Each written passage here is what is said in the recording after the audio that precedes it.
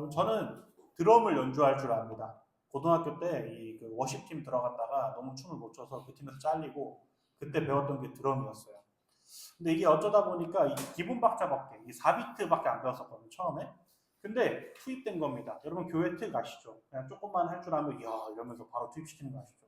그래서 저도 투입되기 시작했어요. 또 그때 청년부 올라가자마자 그때 드럼을 치던 저보다 2살 많은 형이 있었는데 그 형이 갑자기 그 교회 안 나오기 시작하신 거예요. 드럼 칠 사람이 없으니까 그냥 제가 4비트밖에 못 치는데 들어가기 시작한 겁니다. 그런데 이제 당장 쳐야 되니까 이 중요한 게 뭐였냐면 기본보다 뭐에 더 집중했을까요? 스킬에 집중하기 시작했어요. 원래는 이 손목 푸는 것부터 시작해서 여러 가지 기본적인 것들이 있는데 그걸 다 건너뛰고 뭐부터 있냐면 그 곡을 치기 위해서 스킬적인 것부터 익히기 시작했습니다. 그런데 참 이것도 신기한 게 그렇게 하다 보니까 실력이 늘긴 느는 거예요. 그래서 실력이 느니까 사람들이 막 인정해주기 시작했습니다. 와, 이 사람 어떻게 이렇게 단기간에 이렇게 잘 치게 됐냐, 대단하다 이러면서 막 칭찬해주기 시작했어요. 그래서 나는 뿌듯함도 느끼고, 내가 어느 정도 그래도 드럼 치는구나 생각을 했습니다. 그리고 나서 군대에 가서도 군대 교회에서도 드럼 치고, 또 제대하고도 드럼 치고 하면서 계속해서 몇 년 동안 드럼 쳤습니다. 이 드럼을 치는데 근데 이게 한계가 오기 시작했어요. 아무리 연습을 해도 실력이 안 느는 거예요. 사람들은 여전히 잘 친다고 막 칭찬해줘요. 근데 제가 알아요. 실력이 안 늘고 있다는 것을. 이게 뭐냐면 바로 드럼을 야매로 배운 자의 최후입니다. 어느 정도 딱 일정 선에 올라가면 실력이 안 늘어요. 왜냐면 기본이 없으니까 더 올라갈 기본 바지가 없는 겁니다. 기본부터 튼튼하게 배우지 않았다 보니까 아까 말씀드린 것처럼 실력 성장에 한계가 있었고 어느 순간부터 성장이 멈추기 시작한 겁니다. 그러면서 제 안은 공허해지기 시작했어요. 이게 끝인가? 정말 어떻게 해야 되지? 라는 생각이 들었습니다. 그리고 우리의 신앙생활은요, 하나님을 믿는 믿음으로 하는 것이죠. 근데 정말 안타까우면서도 신기한 건 뭐냐면 이 믿음이라는 기본 없이도 하나님을 믿는 것처럼 보일 수 있다는 것입니다. 교회 섬김, 셀 모임의 참석을 적극적으로 하면 겉으로 보여지는 신앙 스킬들로 우리는 하나님을 믿는 것처럼 보일 수도 있다라는 것입니다. 그리고 칭찬도 받을 수 있습니다. 너 정말 하나님을 사랑하는구나. 너 정말 교회를 열심으로 섬기는구나. 교회를 사랑하는구나. 칭찬받을 수 있다는 거죠. 여러분 그러나 하나님으로 말미암지 않은 신앙생활은요. 기본이 제대로 되어 있지 않기 때문에 언젠가 공허함이 반드시 찾아오게 됩니다. 그럼 제가 청년으로 있으면서 그리고 사역자로 있으면서 교회 일을 열심히 하던 사람들이 어느샌가 한순간에 사라지는 모습들을 너무 많이 봤어요. 근데 그 사라진 이유들이 여러 가지가 있지만 제가 보기에 적어도 80% 이상은 하나님으로 말미암지 않은 신앙생활을 했기 때문에 그렇게 떠났다고 저는 보게 됐습니다. 그리고 하나님으로 말미암지 않은 신앙생활은 우리의 신앙생활에 기틀이 없는 것과 같습니다. 기반이 약한 건물이 겉으로는 건물처럼 보여도 무너지기 쉬운 것처럼 하나님으로 말미암지 않은 신앙생활도 마찬가지로 무너지기가 너무 쉽습니다. 그래서 시간이 지나면 교회를 다니는 것이 신앙생활하는 것이 점점 버거워지기 시작하는 거예요. 제가 드럼 실력이 어느 정도 찼을 때 실력이 안 늘었던 것처럼 이런 기본이 없으면 나중에 점점 신앙생활하기가 버거워지고 내가 왜 교회에 가야 되지? 내가 왜 쌀 모임에 참석해야 되지? 스스로 질문하면서 계속해서 공허함이 찾아오게 됩니다. 오늘 우리는 한나의 노래, 한나의 기도의 본문을 살펴봤습니다. 이 한나의 노래는요, 하나님으로 말미암은 신앙생활에 대해서 계속해서 노래하고 있습니다. 오늘 이 본문 말씀을 통해서 신앙 스킬로 신앙생활하는 사람들이 아니라 우리의 모든 것 되시는 하나님으로 말미암아 신앙생활을 이어가시는 저와 여러분 되시길 축복합니다. 오늘 본문의 말씀은 앞서 말씀드렸던 것처럼 기도와 노래입니다. 여러분들 이 기도, 노래는요, 이 문학 공부하신 분들은 조금 아실 것 같은데 구조를 잘 봐야 됩니다. 오늘 본문의 구조를 먼저 보여드리면, 자, 1절부터 3절까지는 하나님으로 말미암은 신앙생활에 대해서 이야기하고 있습니다. 하나님으로 말미암아 어떻게 기뻐하고 어떻게 즐거워할 것인가에 대해 노래하고 있고요. 4절부터 8절은 다른 데서 내가 원하는 영역에서 기쁨과 평안을 찾는 것이 아니라 하나님으로 말미암아 평안을 찾는다. 그리고 마지막 9절부터 10절은 우리는 이 세상을 살면서 어디에 보호를 받을 것인가? 나는 돈의 보호, 사람들의 인정의 보호를 받을 것인가? 아니면 하나님으로부터 보호를 받을 것인가? 이 부분을 세 구조로 오늘 살펴볼 수가 있습니다. 그래서 이 세 가지 구조의 가장 큰 주제가 뭐냐면 사무엘서의 가장 큰 주제이기도 한데요. 하나님의 주권입니다. 하나님의 주권 안에서 신앙생활하는가? 하나님의 주권 안에서 평안을 누리는가? 하나님의 주권 안에서 보호하심을 받고 있는가? 우리는 이 부분을 오늘 이 본문 말씀을 통해서 살펴봐야 한다는 것이죠. 첫 번째, 1절부터 3절까지 이 하나님으로 말미암은 신앙생활에 대해서 함께 살펴보려고 합니다. 우리 1절 말씀 한번 같이 읽어보겠습니다. 시작. 한나가 기도하여 이르되 내 마음이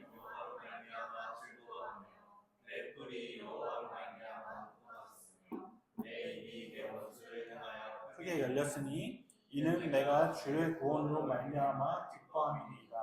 자, 여러분, 이 노래는요 반복되는 어구를 굉장히 중요시해야 됩니다. 혹시 남자를 몰라라는 곡 아십니까? 네, 우리 제 세대 때 버즈가 했던 그런 노래였죠. 근데 거기에 보면 반복되는 단어가 뭐예요? 몰라입니다. 몰라. 그러니까 여자는 남자를 모른다라는 것을 강조하고 싶어서 계속 모른다는 말을 쓴 거죠. 마찬가지예요. 지금 봅니까? 뭐가 반복되고 있죠? 네, 여호와로 말미암아. 이게 계속해서 반복되고 있죠. 그럼 뭡니까? 반복하고 싶어서 그 반복을 통해서 얘기하고 싶은 게 뭡니까? 나는 하나님으로 말미암아 기뻐하고 나는 하나님으로 말미암아 즐거워한다. 라는 것을 강조하고 싶은 것입니다. 자, 먼저 내 마음이 여호와로 말미암다라는 건 뭐냐면 내 내적인 기쁨이 전부 하나님에게서 찾아온다라는 것을 얘기하고 있는 것이고요. 그리고 뿔이 뭐냐면 이 뿔은 짐승의 뿔을 상징하는데 힘의 근원을 상징합니다. 내 힘이 다 어디로 말미암아 오는 거예요? 하나님으로 말미암아 힘이 온다라는 겁니다. 이 세상을 살아갈 힘이 다 하나님으로부터 온다라는 것입니다. 그리고 마지막에 내가 주의 구원으로 말미암아 기뻐한다고 되어 있죠. 당시 한나가 겪었던 게 뭐가 있었죠? 분나의 괴로움, 아이를 갖지 못하는 괴로움이 있었죠. 그 괴로움으로부터 구원해 주신 분이 하나님임을 지금 노래하고 있는 거예요. 그러니까 단순히 일이 해결돼서 기쁜 것도 있지만 더 넘어서서 이 일을 해결해 주시고 구해 주신 하나님 때문에 저는 기쁨이다라고 계속해서 노래하고 있는 것입니다. 그러면서 2절에는 이렇게 표현합니다. 2절 말씀도 한번 같이 읽어봅시다. 시작. 여호와와 같이 거룩하신 이가 없으니 이는 주밖에 다른 이가 없고 우리 하나님 같은 반석도 없으시니이다. 여기서 반복되는 게 뭡니까? 없으시니라는 말을 계속해서 반복하고 있죠. 거룩하신 이부터 보면요. 여러분 이 거룩하신 이가 여러 가지로 많이 표현될 수 있지만 오염될 수 없는 분이라는 거예요. 그만큼 퓨어하신 분, 그만큼 순수하신 분, 이분이 없다, 이런 분은 없다라고 지금 노래하고 있고 또 하나 말하는 게 뭡니까? 주밖에 다른 이가 없다라고 표현하고 있죠. 이건 뭐냐면 이스라엘 전통 신앙에서 많이 이야기하고 있는 그런 이야기입니다. 이 이야기는 뭐냐면 제 이름을 강조하는 겁니다. 그럼 제 이름 뭐죠? 유일성이죠. 여러분 이거 제가 장난하는 게 아니라 진짜 신학책에 제 이름 많이 나옵니다. 하나님의 속성 중에 유일성이라는 게 있어요. 하나님의 유일성을 강조하는 거예요. 하나님밖에 다른 이가 없다. 마지막은 뭡니까? 반석. 반석은 뭐냐면 지킴과 든든함을 의미합니다. 나를 지킬 수 있는 분, 나를 든든하게 하실 분은 누구밖에 없다? 하나님밖에 없다라고 이 유일한 하나님에 대해서 계속해서 이야기하고 있는 겁니다. 그러면 3절에 그렇다면 이런 하나님이 있는데 이 하나님을 우리가 어떻게 대해야 되는가가 3절에 나오거든요. 그 3절 말씀도 한번 같이 읽어보도록 하겠습니다. 시작. 심히 교만한 말을 다시 하지 말 것이며 오만한 말을 너희 입에서 내지 말지어다. 여호와는 지식의 하나님이시라 행동을 바라보시느니라. 또 반복되는 게 뭐죠? 말 것이며 말지어다. 반복되고 있죠. 뭘 하지 말래요? 교만한 말과 오만한 말. 이 두 가지를 하지 말라고 합니다. 그리고 표현하는 게 하나님을 지식의 하나님이라고 표현합니다. 하나님보다 더 큰 계획을 가지신 분이 없고 하나님보다 더 큰 지략을 가지신 분이 없다라는 것을 강조하는 거죠. 그러니까 인간의 얄팍한 생각으로 그분을 깎아내리는 행동 따위는 하지 말라고 이야기하는 겁니다. 왜냐하면 여러분 우리가 그런 얘기 많이 하잖아요. 우리가 누구를 욕하면 그거 네 얼굴에 침 뱉는 거니까 하지 마 이런 말 많이 하지 않습니까? 그런 것처럼 그 하나님이 너무 위대한데 그 하나님을 우리가 욕해봤자 하나님에 대해서 안 좋게 얘기해봤자 소용이 없다는 거예요. 왜냐하면 그 하나님은 그 정도로 유일하신 하나님이고 그 정도로 오염이 되실 수 없는 분이고 그 정도로 크신 하나님이라는 것을 이 한나가 계속해서 노래하고 있다는 것입니다. 우리가 여기서 좀 적용해봐야 될 것은 무엇이냐면 우리가 우리의 신앙생활의 기쁨을 어디에 두고 있는가를 봐야 돼요. 신앙생활의 근원을 어디에 두고 있는가를 우리는 같이 볼 필요가 있습니다. 가끔 교회에 오고 신앙생활을 하는 것이 하나님이 아닌 다른 이유로 하는 사람들이 여러분 생각보다 많습니다. 어떤 사람은요 교회에서 일하는 게 기쁨이에요.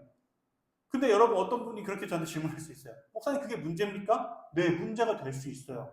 왜냐하면 하나님을 기뻐해서 교회 일을 하는 게 아니라 교회 일을 해서 기뻐서 교회 가는 사람들이 생각보다 많다는 것입니다. 또한 뭐 때문에 교회 가냐면 사람 때문에 교회 가는 사람들이 너무 많아요. 그래서 나를 기쁘게 해주는 사람이 있으면 교회 가고 나를 힘들게 하는 사람밖에 없으면 교회 안 가고 이런 식으로 계속해서 교회에 갈지 말지를 그것을 통해서 결정하는 거예요. 그러면서 어떻게 됩니까? 너무나 쉽게 공동체를 떠나는 모습들을 보게 된다라는 사실입니다. 여러분, 요즘에 이런 설교 영상들이 많이 유행하고 있습니다. 교회 올 때는 하나님 보고 오는 거지 사람 보고 교회 오는 것 아닙니다 라는 말에 반박하는 영상이 많이 유행하고 있습니다. 여러분, 교회는 예수 그리스도를 닮은 사람들이 오는 곳이기 때문에 오히려 사람들을 더 보고 배워야 됩니다.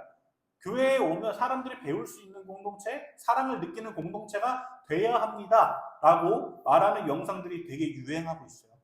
아마 교회에서 사람 때문에 힘든 일을 겪으셨던 분들에게는 꽤나 힘이 되는 영상이 됐을 것 같습니다.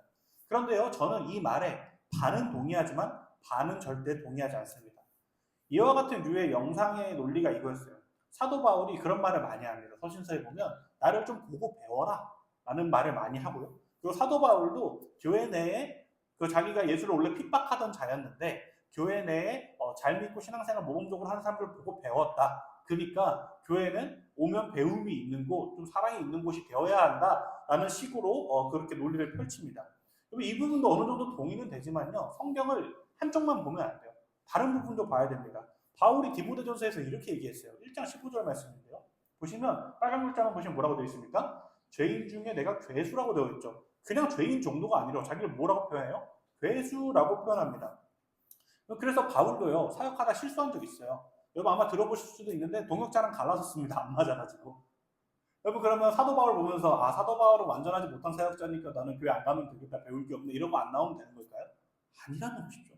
야고보서 3장 2절 말씀, 이런 말씀이 있어요. 세 번역 말씀인데 제가 읽어드릴게요. 우리는 다 실수를 많이 저지릅니다. 누구든지 말에 실수가 없는 사람은 온몸을 다스릴 수 있는 온전한 사람입니다. 이 말씀만 봐도 뭐라고 지금 성경이 강조하고 있는 거예요? 사람은 누구나 실수할 수 있다라는 것을 강조하고 있는 것입니다. 그럼 앞서 말씀드린 교회는 사람 보고 다녀야 됩니다라는 이 말의 논리는 뭐냐면요. 인간이 죄인이라는 사실을, 그리고 실수할 수도 있는 존재라는 사실을 너무 왜곡시킵니다. 그리고 모든 사람이 예수를 믿으면 당연히 어느 정도 삶이 변해야 된다는 것을 일반화시키는 데 문제가 있어요. 그럼 어떤 사람은요, 신앙을 가진 후에 좀 더디 변하시는 분들이 있어요. 천천히 변하시는 분들이 있고요. 어떤 분들은 좀 급격히 변하시는 분들이 있어요. 예를 들어 볼까요? 만약에 어떤 성도님이 저한테 상처를 줬어요. 목사님께 설교 못해요 말하면 상처를 줬어요. 그럼 제가 그 사람 보고 저 상처받았으니까 교회 나가세요 라고 해야 됩니까? 아니면 제가 우리 성도님께 시험을 드렸으니 제가 사임하겠습니다 이래야 됩니까? 아니라는 것이죠. 오히려 서로를 위해서 더 중보하고 실수한 부분에 대해서 인정하고 하나님께 나아가야 되는 부분이에요. 여러분 교회는 꽤 괜찮고 나이스한 사람들만 다니는 곳이 아닙니다. 예수님이 이 땅에 오셨을 때 나는 죄인을 부르러 왔다고 하셨습니다. 괜찮고 나이스한 사람들만 받으면 회원제로 받으면 되죠. 오히려 우리 교회에 믿음의 시험을 주는 분들이 있다면 더 사랑으로 품고 동시에 나의 부족함도 함께 인지하면서 혹시나 내가 공동체 내에서 실수했을 때 미안하다고 얘기할 수 있고 또 함께 기도해야 되는 공동체가 교회 아닙니까? 여러분 교회는요 온전한 공동체를 지향해야 합니다. 그리스도를 닮는 것을 당연히 목표로 삼아야 됩니다. 그러나 그렇다고 해서 우리가 누구에게 시험을 주지 않는 존재가 된다는 것은 절대 아닙니다. 그 예수 그리스도를 닮아가는 과정 속에서요 실수도 있고 실패도 있습니다. 그러나 그 실패와 실수를 통해서 하나님은 역사하시고 우리를 성장시키십니다. 그렇기에 우리는 더 겸손하고 자신의 실수를 인정하면서 함께 하나님을 보는 공동체가 되어야 한다는 것이죠. 여러분 교회에 사람 보고 올 수도 있습니다. 처음 교회를 결정하실 때 그럴 수도 있어요. 여러 가지 조건을 보셔야겠죠. 그렇다고 해서 그것을 일반화시키면 안 됩니다. 사람의 부족함을 품으시는 하나님, 사람의 한계를 넘어 일하시는 하나님, 우리가 그 하나님을 볼 때 진정으로 교회 다니고 신앙생활할 힘이 생기는 것입니다. 그래서 2절에 한나처럼 고백하는 거예요. 여호와 같이 거룩하신 이가 없습니다. 주밖에 다른 이가 없습니다. 우리 하나님같이 반석과 같으신 분이 없습니다라고 고백한다라는 것이죠. 여러분 일 때문에 사람 때문에 교회에 오기 시작하면 일이 없어지고 내 마음에 드는 사람이 없어지면 신앙생활을 안 하게 됩니다. 뭔가 이상하지 않습니까? 처음에는 예수 믿는 게 좋아서 하나님의 뜻이 너무 궁금해서 그분을 닮아가고 싶어서 신앙생활을 시작했는데 어느샌가부터 나의 신앙이 일에 좌지우지되고 사람에 좌지우지되고 있다는 것입니다. 그것을 우리가 잊고 있는 이유는 하나님을 잊어버렸기 때문에 그렇습니다. 우리의 신앙생활에서 하나님을 빼버렸기 때문에 그렇습니다. 내가 교회에서 무슨 사역을 하는가? 이건 두 번째 문제예요. 가장 첫 번째는 나는 내 기쁨의 근원인 하나님과 관계하고 있는가? 이 부분이 가장 중요하고 여러분의 일상생활 속에서 하나님을 보고 있는가 이게 가장 중요하고 더 중요한 건 내가 교회에서 예배할 때 정말 하나님만 예배 받으시기에 합당하신 분이라 믿음을 예배하고 있는가 이 부분이 제일 중요하다는 거예요. 우리가 이 부분을 먼저 하게 되면요. 이 부분이 회복이 되면요. 우리의 사역은 짐이 아니라 기쁨이 되는 것이고요. 사람을 만날 때 사람을 기대하는 것이 아니라 저 사람을 통해 일하실 하나님을 기대하게 된다라는 것입니다. 사랑하는 여러분, 우리들의 신앙생활의 근원이 하나님이 되길 소망합니다. 하나님과의 관계에서 오는 기쁨으로 사람을 사랑하십시오. 하나님과의 관계에서 오는 기쁨으로 교회를 섬기고 사랑하십시오. 우리 모두 이 하나님으로 말미암아 기쁨으로 신앙생활 하시길 축복합니다. 그리고 두 번째 구절을 보면요. 4절부터 8절인데요. 4절부터 8절은 하나님으로 말미암은 평안에 대해서 이야기하고 있습니다. 자, 우리 4절, 5절 보시면 우리 이렇게 얘기하고 있어요. 4절 말씀 먼저 볼게요. 한번 읽어볼까요? 시작. 용사의 활은 꺾이고 넘어진 자는 힘으로 띠를 띠도다. 자, 4절에 보면 용사의 활이 꺾인다고 되어 있고 넘어진 자는 힘을 띠로 띄었다고 되어 있습니다. 자, 용사는 원래 어떤 존재죠? 힘이 있어야 되는 존재죠. 근데 이 사람은 힘이 없어졌고 넘어진 자는 원래 이 사람이 힘이 없어야 되는데 이 넘어진 자는 힘을 가지게 됐어요. 이것은 뭘 얘기하냐면 남성의 영역을 가리킵니다. 여러분 고대 시대 때 이 힘의 영역은 남성에 국한되어 있었어요. 근데 5절에 보시면 여인에 대한 이야기가 나오는데 5절 후반절 말씀입니다. 한번 같이 읽어볼까요? 시작. 전에 임신하지 못하던 자는 7을 낳았고 많은 자녀를 둔 자는 쇠약하도다. 자, 전에 임신하지 못하던 자, 한나에게 가장 인상 깊은 노래죠. 7을 낳았대요. 7은 완전수죠. 온전하지 못한 자가 온전하게 된 겁니다. 근데 도리어서 많은 자녀를 둔 자는 쇠약해졌다라고 얘기합니다. 여러분 이게 무슨 영역이죠? 여성의 영역이에요. 그러니까 하나님은요. 남성의 영역이든 여성의 영역이든 모두 주관하고 계신다라는 것을 이야기하고 있고요. 더 나아가서 6절 말씀에는요. 생명의 영역으로 들어갑니다. 자, 생명의 영역 한번 같이 읽어볼까요? 시작.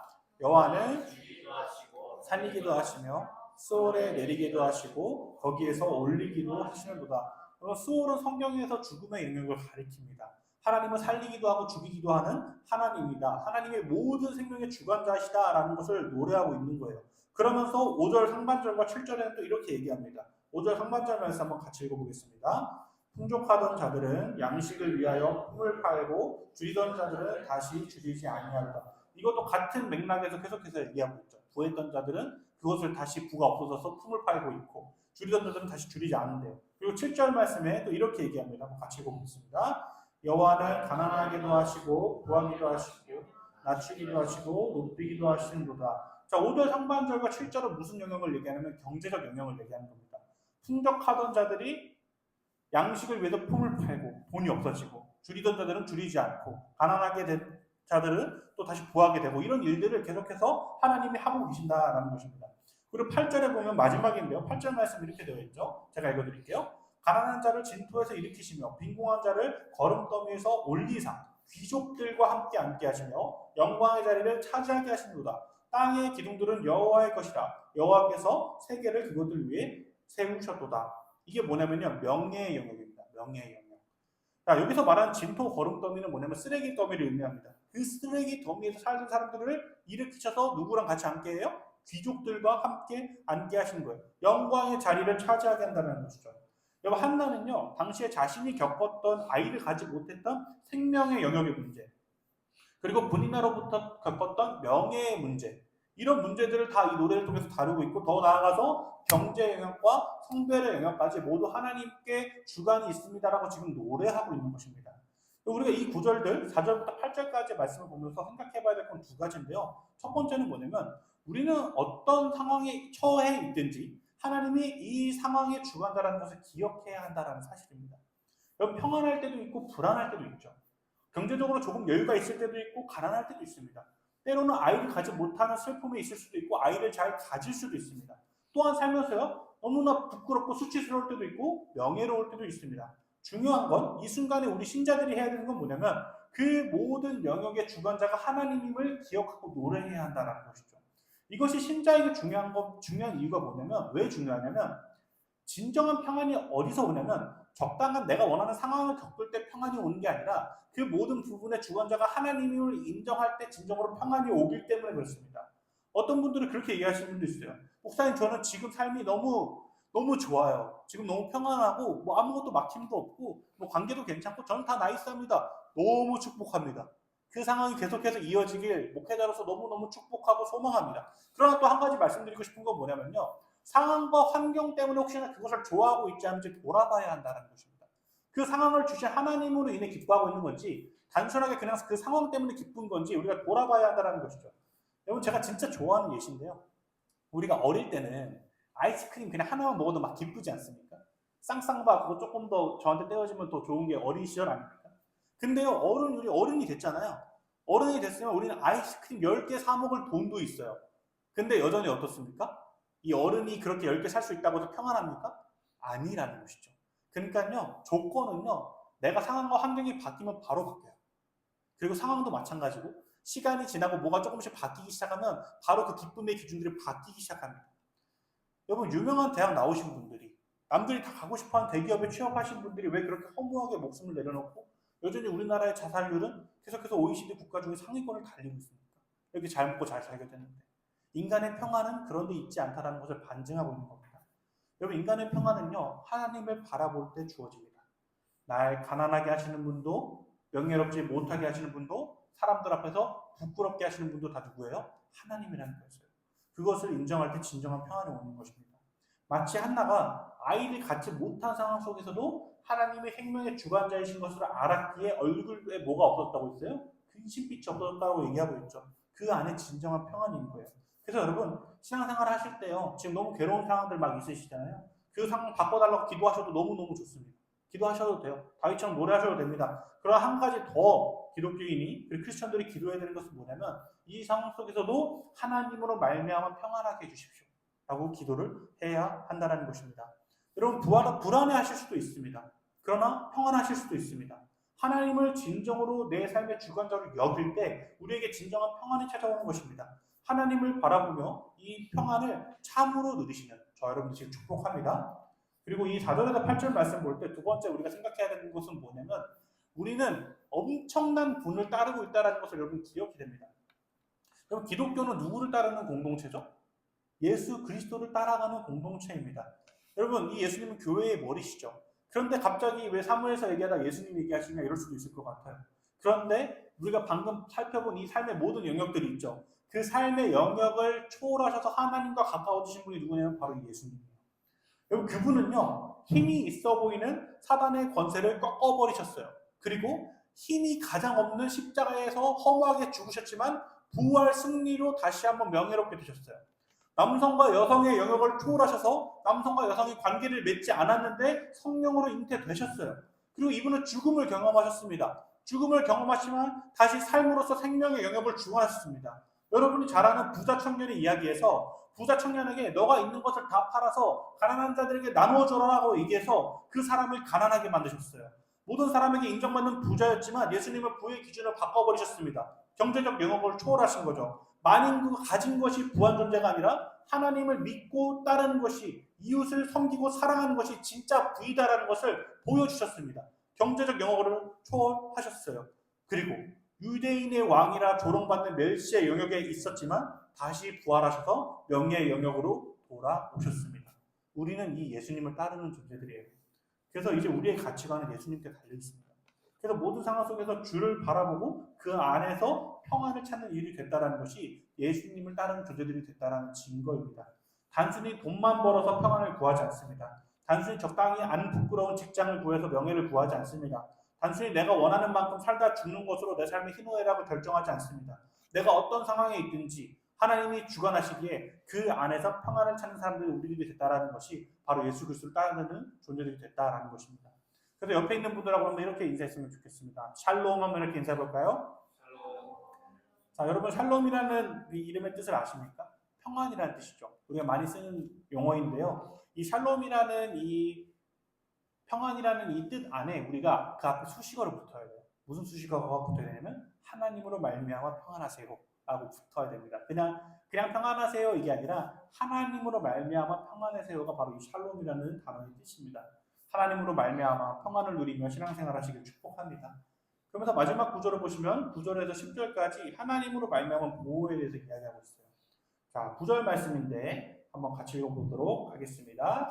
시작. 그가 그의 거룩한 자들의 발을 지키실 것이요 악인들을 흑암 중에서 잠잠하게 하시니 힘으로는 이길 사람이 없으리로다. 자, 여기서 거룩한 자가 뭡니까? 구별된 자를 의미하죠. 하나님의 주관하심을 믿는 자들, 하나님 따르는 자들을 의미합니다. 반대로 악인은 누구입니까? 하나님을 대적하는 자, 자신의 생각과 힘으로 하나님을 능멸하는 자. 성경이 이들에 대해서 분명히 선포합니다. 하나님을 힘으로는 이길 수 없다라고 선포하고 있죠. 여기서 말하는 힘은 뭐냐면 인간이 생각하는 지식과 명예, 권력, 부 등을 의미합니다. 그러면서 10절에 이런 말씀이 있죠. 제가 읽어드릴게요. 여호와를 대적하는 자는 산산이 깨어질 것이라. 하나님 하늘에서 우레로 그들을 치시리로다. 여호와께서 땅 끝까지 심판을 내리시고 자기 왕에게 힘을 주시며 자기의 기름 부음을 받은 자의 뿔을 높이시리로다 하니라. 자, 여기서도 분명히 얘기하고 있습니다. 여호와를 대적하는 자, 하나님께 대적하는 자죠. 자신의 생각과 자신의 지혜와 인간의 생각과 지혜로 대적하는 자는 산산이 깨어질 거래요. 그들을 우레로 치신다고 합니다. 우레는 낙뢰를 의미하죠. 여호와께서 땅 끝까지 심판을 내리신대요. 근데 반대로 자기 왕에게 힘을 주신답니다.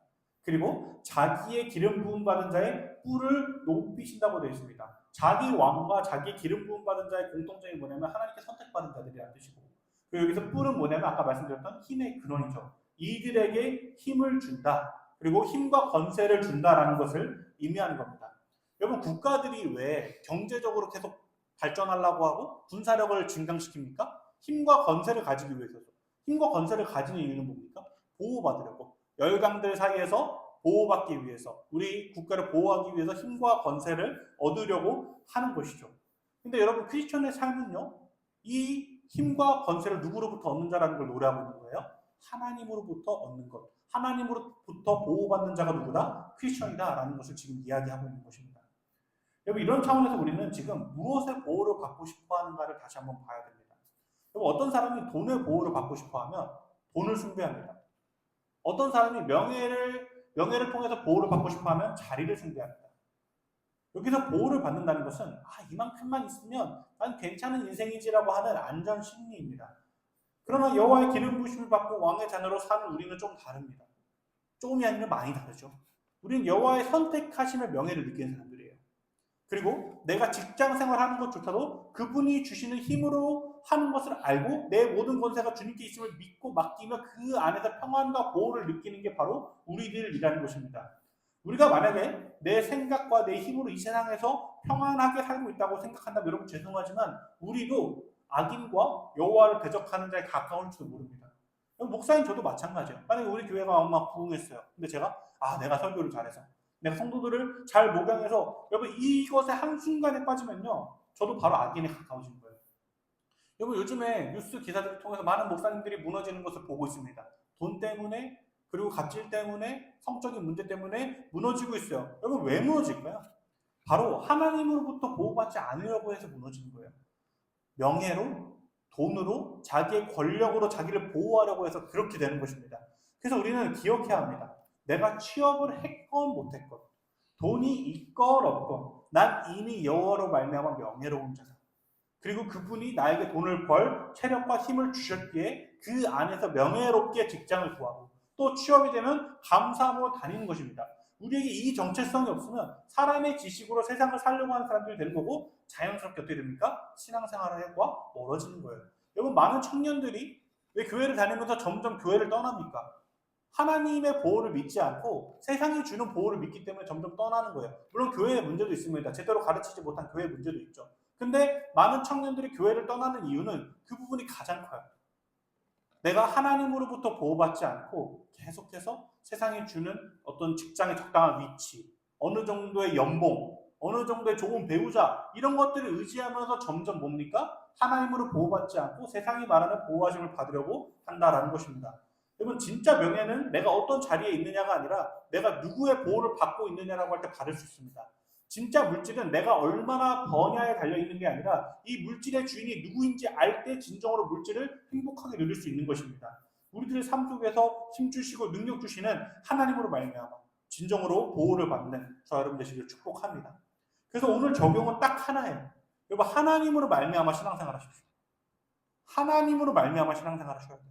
다른 조건이나 상황, 교회 일, 사람 이런 걸로 신앙생활하는 게 아니라 하나님으로 말미암아 신앙생활 하셔야 됩니다.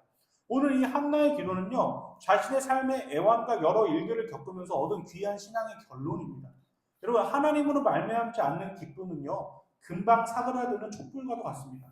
상황으로, 사람으로, 물질로, 명예로, 이런 것들로 인한 기쁨, 이런 것들은요, 하나님으로 말미암지 않았기 때문에 굉장한 허무감을 가져다 줍니다.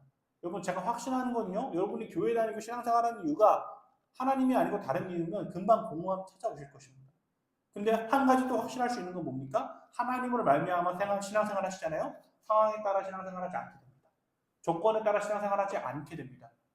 하나님으로 말미암아 신앙생활하면 그 안에 기쁨이 있고 교회에 나오는 이유가 하나님이기 때문에 내 안에 진정한 기쁨이 찾아오는 것입니다. 그래서 여러분 마지막으로 여러분 서로 축복하셨으면 좋겠어요. 하나님으로 말미암아 신앙생활 하십시오. 이렇게 한번 축복해 볼까요? 시작. 네, 감사합니다. 오늘 말씀을 마무리하면서요. 제가 사역하면서 봤던 두 학생에 대한 이야기를 마무리 좀 하려고 합니다. 제가 사역할 때 공부를 잘했던 두 학생이 있었어요. 한 명은 이제 고3이었고 한 명은 이제 20살 재수생이었어요. 근데 이 둘 다 공부를 꽤나 해서 우리나라의 최고 학부라고 하는 그런 학교에 갈 수 있을 만한 노려볼 만한 그런 성적을 다들 가진 그런 친구들이었습니다. 이 친구들은 또 공부도 열심히 했어요. 수련회에 갔는데 여름 수련회 때였는데 저한테 목사님 저희 공부 좀 더 하다 자도 돼요? 이랬어요. 거기 그 새벽 집회하면 1시 막 이럴 때 끝나잖아요. 근데 공부까지 더 한 거예요. 한 3, 4시까지 공부하다 잔 것 같아요, 친구들이. 그 정도로 공부를 열심히 했던 친구들이 있습니다. 그래서 이제 시간이 지나서 이제 수능을 보고 한 명은 우리나라의 최고의 대학에 들어갑니다. 한 명은. 근데 재수했던 친구는 또 비슷한 실수를 해서 성적을 그만큼 맞지 못하게 됩니다. 굉장히 안타까운 일이죠. 여러분 생각해 보세요. 비슷하게 공부하던 동생은 잘 돼가지고 우리나라 최고 대학을 갔고 본인도 노릴 수 있는 성적이었는데 그게 잘 안 된 거잖아요. 여러분 얼마나 억울하겠습니까? 근데 이제 얼마 이후에 저에게 충격적인 소식이 하나 전해집니다. 이 시험을 못 본 이 재수생 친구가 신학대에 입학한다는 일을 듣는 거예요. 그래서 제가 놀래가지고 혹시나 하나님이 날 실패하게 했으니 내 삶을 주님께 드리겠습니다 하고 그냥 좀 그런 도피성으로 신학대에 가겠다고 한 게 아닌가 너무 걱정이 돼가지고 이 친구한테 연락을 해서 잠깐 만났습니다. 그래서 그런 거라면 제가 못하게 하려고 했어요. 근데 이 친구를 만나고 나서 제가 굉장히 오만했다라는 생각을 하게 됐어요. 만남을 가졌는데 생각보다 이 친구의 얼굴이 너무 환한 거예요. 또 어떻게 이럴 수 있지? 라고 이제 생각을 하고 이제 물어봤습니다. 그래서 어떻게 하다가 그렇게 신학대 가겠다고 결정을 했냐라고 물어봤어요. 근데 이 친구가 이제 시험 결과를 받고 이제 집에 가서 엄마랑 이야기를 했답니다. 엄마 미안해. 작년하고 좀 비슷하게 실수를 해가지고 성적이 이만큼밖에 안 나왔네. 어떻게 할까? 뭐 이런 식으로 얘기했는데 엄마가 너무 호탕하게 이렇게 얘기했대요. 뭘 어쩌긴 어째 하나님 뜻대로 해야지. 이런 얘기를 했다라는 거예요. 근데 자기가 그 얘기를 듣는데 너무 마음이 지금까지 이를 형용할 수 없는 평안함이 자기의 마음에 찾아왔대요. 단순히 뭐 시험 못 본 거를 뭐 이렇게 뭐 도피성으로 뭐 도피 심리로 그렇게 하려는 게 아니라 진정한 마음의 평안이 찾아왔다는 거예요. 그래서 고민을 하다가 자기가 나중에 대학 갔다가 신학 공부를 하고 싶었대요. 원래 자체가 사역을 할지 말지를 넘어서서 그냥 신학을 공부를 한번 해보고 싶었답니다. 그러면 신학을 공부하다가 안 맞는 것 같으면 다음에 또 다른 학교로 편입하면 되니까 그 길로 한번 가봐야겠다라는 생각을 하게 됐다라고 합니다. 그러면서 또 한 가지 생각은 뭐냐면 내 삶은 좋은 대학과 좋은 성적의 평안이 있는 게 아니구나. 하나님께 뜻을 구할 때 진짜 평안이 있구나라는 것을 이 두 번의 수험 생활을 통해서 깨달았다라는 거예요. 그래서 이 친구 결국 이제 신학대에 이제 진학을 하고 그런 차원에서 이제 또 신학 공부를 하고 지금은 어떻게 하고 있는지는 모르겠습니다. 지금 계속 공부를 하고 있는지 진로를 또 사역으로 잡았는지 잘 모르겠어요. 우리가 이 이야기에서 중요한 건 뭐냐면요. 이 친구가 좋은 성적과 대학에서 평안을 찾기를 이제는 내려놨다라는 사실입니다. 이게 제일 중요한 거예요. 이 친구의 인생에서 내가 어느 대학에 있든지 어느 직장에 가든지 가장 중요한 거는 내가 하나님으로 말미암아 평안을 찾는 거구나라는 것을 깨달았다라는 것이 이 이야기의 본질적인 메시지입니다. 사랑하는 여러분, 우리의 신앙생활은요 하나님으로 말미암아야 됩니다. 그렇게 되지 않으면 아까 계속해서 강조했던 것처럼 뭡니까? 상황에 따라 사람에 따라 환경에 따라 조건에 따라 신앙생활하게 되는 조금은 건강하지 못한 신앙인이 될 수도 있다라는 것입니다. 그래서 서론 부분에 말씀드렸던 하나님으로 말미암지 않으면요 우리의 믿음이 아니라 신앙 스킬로 점점 신앙생활하게 됩니다. 교회의 일로 교회의 어떠한 것들로 자꾸 신앙 스킬로 신앙생활하게 돼요. 여러분, 우리가 신앙생활하는 이유는요, 여전히 언제나 변함없이 어떤 상황 속에도 우리를 바라보시는 하나님 때문입니다. 언제나 어떤 상황 속에서도 혹시나 내가 실수할 때도 여전히 나를 돌보시는 하나님 때문입니다. 그 하나님으로 말미암아 기쁘게 신앙생활 하십시오. 여러분이 직장에 갔든 못 갔든 신앙생활 하십시오. 여러분이 돈을 벌든 못 벌든 신앙생활 하십시오. 그 이유, 제가 이렇게 당당하게 이야기할 수 있는 이유는 그 하나님이 여러분의 삶을 지키시고 보호하시기 때문입니다. 여러분에게 진정한 명예를 주시기 때문입니다. 그 하나님을 믿고 따를 때 진정한 기쁨으로 신앙생활하게 될 줄 믿습니다.